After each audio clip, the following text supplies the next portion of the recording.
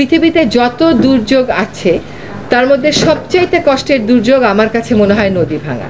কারণ একদম অবস্থাপন্ন মানুষকে একদম রাস্তায় নামিয়ে দেয়। আমাদের তিনটা তথ্য উজানের দেশ থেকে আমাদের লাগবে। একটা হচ্ছে বৃষ্টিপাত, একটা হচ্ছে অভিন্ন নদীতে কত রকমের স্থাপনা দেয়া হয়েছে, অবকাঠামো করা হয়েছে, এবং ওইখান থেকে পানি ছাড়ার বিষয়টা। এইটা আসলে যখন আমরা দুইটা দেশ পানি ভাগাভাগি নিয়ে কথা বলি, সেইখানে অনেক জটিল বিষয় থাকতে পারে।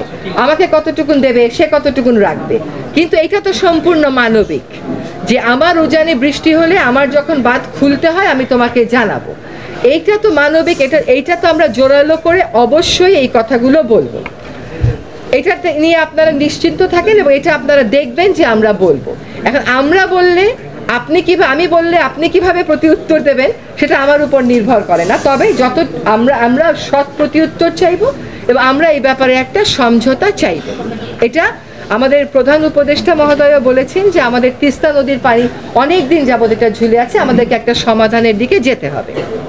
এবার আসি যে আপনারা এখানে যতগুলো কথা বলেছেন তার কতগুলো সমাধান, যেমন নদী খনন, যেমন মুসাপুরে রেগুলেটর নির্মাণ, এইগুলোর সাথে কতগুলো আপাত করার কিছু কাজের কথাও বলেছেন। যেমন কয়েকটা ব্রিজ ভেঙে পড়তেছে, সেই ভেঙে পড়া ব্রিজগুলোকে এখনই যেন ব্যবস্থা নেওয়া হয় যাতে ওরা ভেঙে না পড়ে। বালু উত্তোলনের কথা বলেছেন, নদীতে অবৈধভাবে বাঁধ দিয়ে মাছ চাষের কথা বলেছেন, খালের সাথে সংযোগ না থাকার কথা বলেছেন, খাল হারিয়ে যাওয়ার কথা বলেছেন। আমি দুপুরবেলা যখন গেলাম সোনাগাজীতে, তখন আমি অলরেডি আমাদের জেলা প্রশাসক মহোদয়কে বলেছি যে আপনারা এটা দেখেন, বালুমহল যেমন ঘোষণা করা যায়, বালুমহল তেমন অবলুপ্তও করা যায়। তো যেহেতু এটা আপনার ক্ষমতায় আছে, আপনি মানুষের কথা স্পষ্ট করে শুনেছেন, তারা এখান থেকে আর বালু উত্তোলন দেখতে চায় না এবং এইটা তারা মনে করছে যে এটা অত্যন্ত ঝুঁকিপূর্ণ। কারণ আপনি যতটুকুন এলাকায় বালু উত্তোলন করতে দেন, যারা ইজারা পায় তারা তার চাইতে অনেক বেশি জায়গায় বালু উত্তোলন করে এবং এটার সাথে রাজনৈতিক দুর্বৃত্তায়নও জড়িত। এখন তো রাজনৈতিক দুর্বৃত্তায়ন সে অর্থে থাকার কথা না, হ্যাঁ, যদি আমরা হাত বদল করে না ফেলি। হ্যাঁ, তো সেটা যদি না হয়ে থাকে তাহলে আপনি সেটা একটু দেখবেন যে নদীর প্রতিবেশ ব্যবস্থা নদী ভাঙনের কোনো কারণ হয়ে দাঁড়াচ্ছে কিনা এই বালুমহল, এবং এখানে আমাদেরকে স্পষ্ট অবস্থানে যেতে হবে। নদীর বালু উত্তোলন করা হয় নাব্যতার জন্য, কিন্তু নাব্যতা রক্ষার প্রাথমিক দায়িত্ব সরকারের, বালু ব্যবসায়ীর না। হ্যাঁ, কাজে সরকার সেখানে ড্রেজিং করে সেভাবে কাজটা করতে পারে। এখানে আমাদের সেনাবাহিনী থেকে প্রতিনিধিরা আছেন, ওনারাও কিন্তু শুনেছেন, ওনারাও নিশ্চয়ই ওনাদের উপর মহলে বলবেন, কারণ অনেক ইঞ্জিনিয়ারিং কাজে আপনাদের সহায়তা আমাদের লাগে। আর নদী ভাঙা এলাকার কথা যেটা বলেছেন, এখানে আপনারা দ্রুত কিছু করা যায় কিনা। মুসাপুর রেগুলেটর আমরা বলছি যে রেগুলেটর লাগবে, কিন্তু যে জায়গায় রেগুলেটর ছিল সেখানে আর করা যাবে না, অন্য জায়গায় করতে হবে। এখন যদি আমরা একটা প্রস্তাব দিয়ে ফেলি তাহলে আপনারা বলবেন তড়িঘড়ি করে দিল কেন।